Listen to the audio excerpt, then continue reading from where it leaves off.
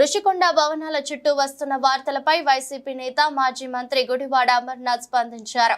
ఆ భవనాలను ఎలా ఉపయోగించుకోవాలన్నది ఆలోచించడం మానేసి దానిని ఇంకా జగన్మోహన్ రెడ్డి ఇల్లుగానే చిత్రీకరించడాన్ని మానుకోవాలని టీడీపీ నేతలకు సూచించారు. విశాఖను తాము ఎగ్జిక్యూటివ్ క్యాపిటల్ చేయాలని అనుకున్నామని, కానీ అనేక అడ్డంకులు సృష్టించారని ఆగ్రహం వ్యక్తం చేశారు.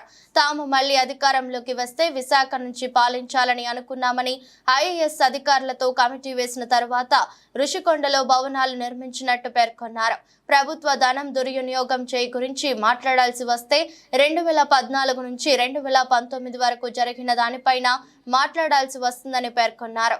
తాము ఇప్పుడే విమర్శలు చేస్తే అధికారం కోల్పోవడాన్ని జీర్ణించుకోలేక చేస్తున్నామని అనుకుంటారని, అలాంటి విషయాల జోలికి పోవడం లేదని తెలిపారు.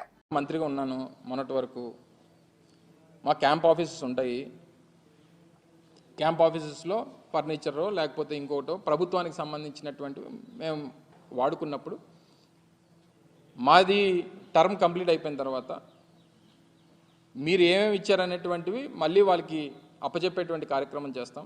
ఇవి కాకుండా ఇంకేదైనా ఉంటే వాళ్ళని తెలియజెప్పమని చెప్తాం.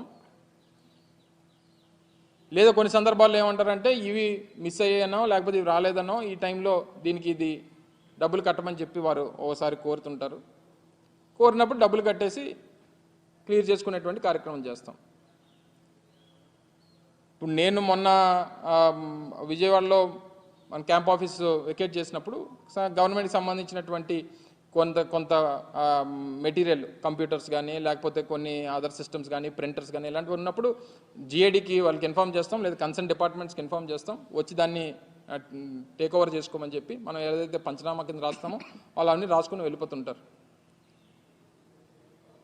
ఇది ప్రొసీజర్ జరిగి ప్రభుత్వం వాళ్ళు 4వ తారీఖున అధికారంలోకి వచ్చారు. అధికారంలోకి వచ్చిన తర్వాత మరుసటి రోజే మేము సీఎం క్యాంప్ ఆఫీస్ నుంచి ఇంటిమేట్ చేసాం. హ్యాండ్ ఓవర్ చేయాల్సినటువంటి అన్ని హ్యాండ్ ఓవర్ చేస్తాం. ఇంకా ఏమైనా ఉన్నాయనుకో చెప్పాలి తప్ప ఇదేంటిది నాకు తెలియక అడుగుతాను. వాళ్ళు ప్రభుత్వాల్లో ఉన్నారు కదా, వాళ్ళు గతంలో పనిచేశారు. ఒక్క ఇరిగేషన్ గెస్ట్ హౌస్ ఇవన్నీ మాట్లాడుకున్నాం మనం. గతంలో దేవినేని ఉమ గారు ఇరిగేషన్ మంత్రిగా ఉన్నప్పుడు విజయవాడలో 45 కోట్ల రూపాయలు పెట్టి ఇరిగేషన్ గెస్ట్ హౌస్ కట్టాడు. ఎవరి డబ్బు మరి అది?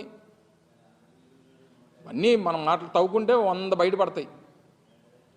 సో ఏదేమైనప్పటికీ ఇవి కొన్ని ప్రొసీజర్స్ ఉంటాయి, ఆ ప్రొసీజర్ ప్రకారం జరుగుతాయి. ఇప్పుడు గతంలో వాళ్ళు కోడెల శివప్రసాద్ గారితో కంపేర్ చేస్తున్నారు. అది సంవత్సరం పోయిన తర్వాత వచ్చింది బయటికి. అది ఇది మేము అధికారం పోయి కేవలం 15 రోజులు అయింది. 15 రోజులు కూడా పూర్తి కావలేదు. ప్రొసీజర్ ప్రకారం అని జరుగుతుంటే వాళ్ళు కన్సర్న్ డిపార్ట్మెంట్కి ఏమైనా ఉంటే వాళ్ళు అయితే రేట్ కడుతుంటారు, లేకపోతే మనకు ఒకవేళ మెటీరియల్ ఉంటే వాళ్ళు తీసుకెళ్ళిపోతారు, మనం హ్యాండ్ ఓవర్ చేసేస్తుంటాం. ఇది ప్రొసీజర్ ప్రకారం జరిగేటువంటి